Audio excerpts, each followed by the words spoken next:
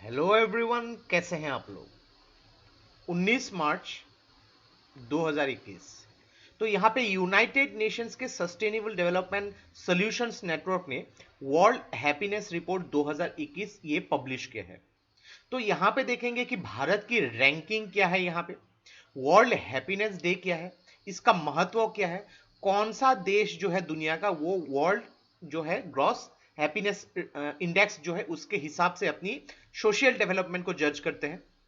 और यहाँ पे वर्ल्ड हैप्पीनेस रिपोर्ट जो है इसके मेन पैरामीटर्स कौन सी है, अलग अलग जो कंट्रीज को यहाँ पे जज किया जाता है कौन सी पैरामीटर्स है। तो देखिए, from Indian economy point of view के हिसाब से बहुत ही इंपॉर्टेंट वीडियो होने वाली है, तो इस वीडियो को एंड तक बिल्कुल देखते रहिएगा। और इससे पहले अगर आप लोगों ने हमारे चैनल को अब तक सब्सक्राइब नहीं किया है तो इसको प्लीज सब्सक्राइब कर लीजिए, ताकि आने वाले ऐसे ही वीडियोस के नोटिफिकेशन इसी तरह आपको मिलते रहे। और इस वीडियो का जो नोट है आपको हमारे वेबसाइट में फ्री ऑफ कॉस्ट मिल जाएगी। तो चलिए आज का वीडियो शुरू करते हैं। तो recently sustainable development solutions network, जो कि यूनाइटेड नेशंस का एक पार्ट है, तो इसने जो है वर्ल्ड हैप्पीनेस रिपोर्ट 2021 पब्लिश किया है एक दिन पहले इंटरनेशनल जो हैप्पीनेस डे है। तो इंटरनेशनल हैप्पीनेस डे ये मनाया जाता है 20 मार्च को। तो मेनली यहाँ पे लोगों की जो जिंदगी में हैप्पीनेस, तो हैप्पीनेस का यहाँ पे देखें कि अलग अलग लोगों के लिए हैप्पीनेस का महत्व अलग अलग होता है। तो यहाँ पे from psychological point of view के हिसाब से नहीं, from social point of view के हिसाब से जज किया जाता है कि वहां पे एक देश में जो सिटीजन्स है उनकी यहाँ पे कौन सी कंडीशंस ठीक होनी चाहिए जिसके हिसाब से हम पूरी की पूरी सोसाइटी को हैप्पी मान सकते हैं। तो इसके पैरामीटर्स के बारे में भी हम डिस्कस करेंगे। तो देखिए, यूनाइटेड नेशंस ने इंटरनेशनल डे ऑफ हैप्पीनेस 2013 को इसको जो है पहली बार शुरू किया गया था, और उसी उससे एक साल पहले यानी कि 2012 के जुलाई के महीने में इसका रिजोल्यूशन यानी कि प्रस्ताव रखा गया था। तो इस साल जो है मेनली कोविड 19 के वजह से इसका जो इफेक्ट क्या है, पूरे दुनिया में लोगों को यहाँ पे कैसे प्रॉब्लम्स का सामना करना पड़ रहा है, तो उसके ऊपर उसका इफेक्ट जो है देखा जा रहा है। तो इसका मेन थीम देखिए, थीम जो है happiness for all for ever. Okay, तो यहां पे बात करते हैं ग्रॉस नेशनल हैप्पीनेस। तो यहां पे देखिए, भूटान जो है दुनिया का एक लौता कंट्री है जहां पे जो सोशल डेवलपमेंट जो है, इकोनॉमिक डेवलपमेंट जो है, उसमें जो है ग्रॉस नेशनल हैप्पीनेस को महत्व दिया जाता है ओवर ग्रॉस नेशनल प्रोडक्ट।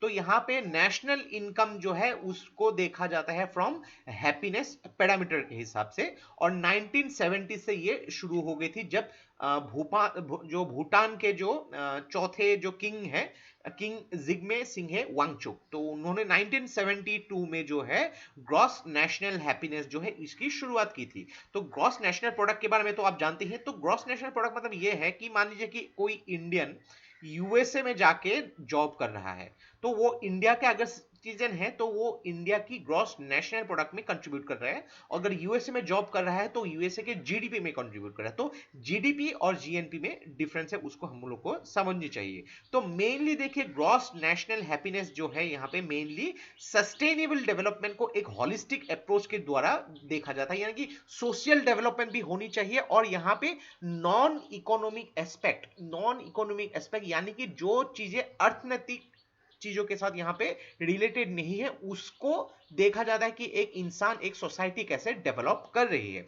तो मेन अगर पैरामीटर्स के बारे में देखेंगे कि वर्ल्ड हैप्पीनेस रिपोर्ट में 6 अलग अलग वेरिएबल्स देखे जाते हैं। अगर मान लीजिए कि अगर किसी ने आपको पूछा कि हैप्पीनेस क्या है, सब लोगों की यहाँ पे जो है रेस्पॉन्स अलग अलग होगी। किसी स्टूडेंट्स को यहाँ पे मार्क्स अच्छे मिल गए तो वो हैप्पी होगा, कोई बिजनेसमैन है उसका बिजनेस प्रॉफिट में जा रही है वो हैप्पीनेस होगा, एक जो हाउसवाइफ के लिए हैप्पीनेस का महत्व अलग होता है, कोई पॉलिटिशियंस के लिए अलग होता है। लेकिन यहाँ पे ओवरऑल देखा जाता है कि एक जो सोसाइटी का यहाँ पे हैप्पीनेस इंडेक्स कौन से पैरामीटर से देखा जाता है। तो यहाँ पे मेन लिखे gross domestic product per capita, यानी कि हर इंसान के मुकाबले यहाँ पे ग्रॉस डोमेस्टिक प्रोडक्ट जितना ज्यादा होगा हैप्पीनेस का उतना ही यहाँ पे जो है देखा जाएगा, यानी कि उस आदमी के पास जो है परचेजिंग पावर ज्यादा होती है, ज्यादा चीजें वो जो है गुड्स एंड सर्विसेज वो कंज्यूम कर सकता है, ज्यादा अपनी जो बेसिक नेसेसिटीज है उसको वो फुलफिल कर सकता है। देन आती है सोशल सपोर्ट। सोशल सपोर्ट मान लीजिए कि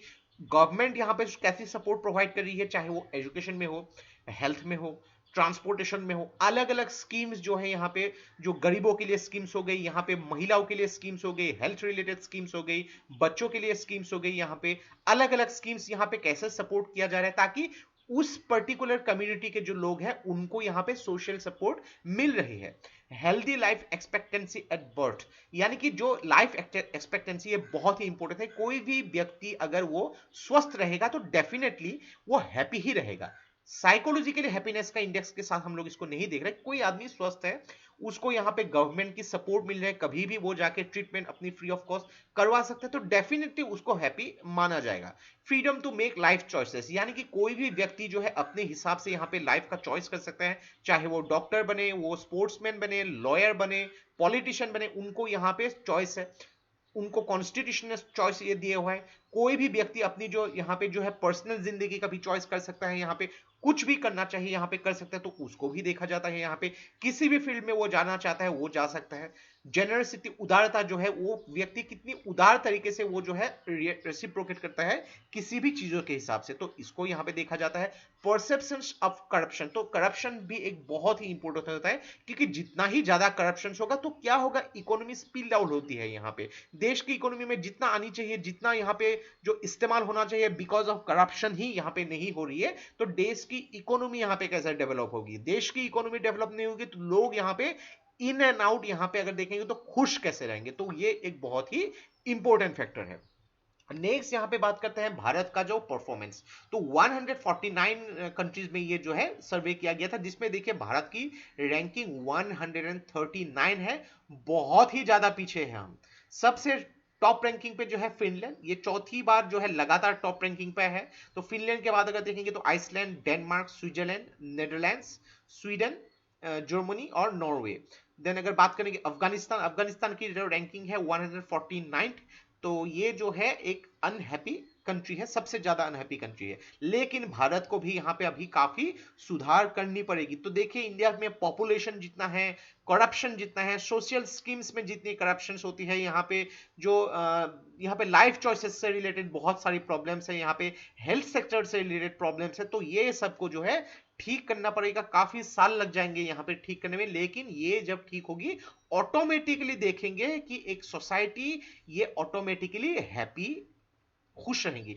इनफैक्ट इंडिया से ज्यादा हैप्पीनेस जो है यहाँ पे अगर देखेंगे पाकिस्तान, बांग्लादेश, उनकी जो रैंकिंग जो है इंडिया से काफी ऊपर है यहाँ पे। इनफैक्ट अगर पॉपुलेशन के हिसाब से भी देखेंगे कि चाइना की पॉपुलेशन सबसे ज्यादा है, लेकिन चाइना की जो ये इंडेक्स जो है हैप्पीनेस इंडेक्स 80s में है। इंडिया की कितनी ज्यादा, लगभग 60 अंक जो है हम चाइना से पीछे हैं, तो कितनी ज्यादा सुधार की जरूरत है यहाँ पे हम वो देख सकते हैं। देन यहाँ पे फाइनली बात करते हैं जो सस्टेनेबल डेवलपमेंट नेटवर्क सॉल्यूशंस, तो ये लॉन्च किया गया था 2012 में। तो मेनली यहाँ पे global scientific and technology expertise जो है उसको यहाँ पे देखा जाता है, और यहाँ पे सस्टेनेबल डेवलपमेंट गोल्स की जो प्रॉब्लम्स है उसको सोल्व किया जाना चाहिए। और यहाँ पे पेरिस क्लाइमेट एग्रीमेंट्स के साथ यहाँ पे जो 2015 में शुरू की गई थी उससे यहाँ पे रिलेट करके इसको देखा जाता है। तो इसको स्टैब्लिश किया गया था यूनाइटेड नेशन सिक्योरिटी जनरल के ऑस्पिसेस के हिसाब से, और यहाँ पे सस्टेनेबल डेवलपमेंट नेटवर्क सॉल्यूशंस और बर्ट टेल्समन स्टीफंग, तो ये दोनों मिलकर जो है सस्टेनेबल डेवलपमेंट गोल इंडेक्स और यहाँ पे ग्लोबल रिपोर्ट 2016 से पब्लिश करती आ रही है। तो आपको एग्जाम्स में ऐसे छोटी छोटी पॉइंट्स भी पूछे जा सकते हैं, तो यहाँ पे देखिए कभी भी कुछ टॉपिक मिले यहाँ पे उसको इन एंड आउट कोशिश कीजिएगा कि जो है आप स्टडी कर सके, ताकि किसी भी एंगल से अगर आपको एग्जाम में क्वेश्चन पूछा जाए तो आप उसको रेसिप्रोकेट कर सके। तो ये था हम लोग का complete analysis regarding the world happiness report 2021, जिसमें भारत की रैंकिंग जो है 139 है। तो आशा करते हैं इससे आपको बहुत कुछ चीजें सीखने को मिलेगा। और ये वीडियो अगर आप लोग को अच्छा लगा इसको प्लीज लाइक कीजिए, इसको सब्सक्राइब कीजिए, इसको शेयर कर दीजिए, क्योंकि ऐसे वीडियोस बनाने के लिए हम लोग को बहुत ज्यादा मेहनत और रिसर्च की जरूरत होती है, और आप लोग का सपोर्ट हम लोग को बहुत ज्यादा इंस्पायर करता है और भी हार्ड वर्क करने के लिए। तो आज के लिए बस इतना ही, देखते रहिए study rise, take care, thank you and Jai Hind.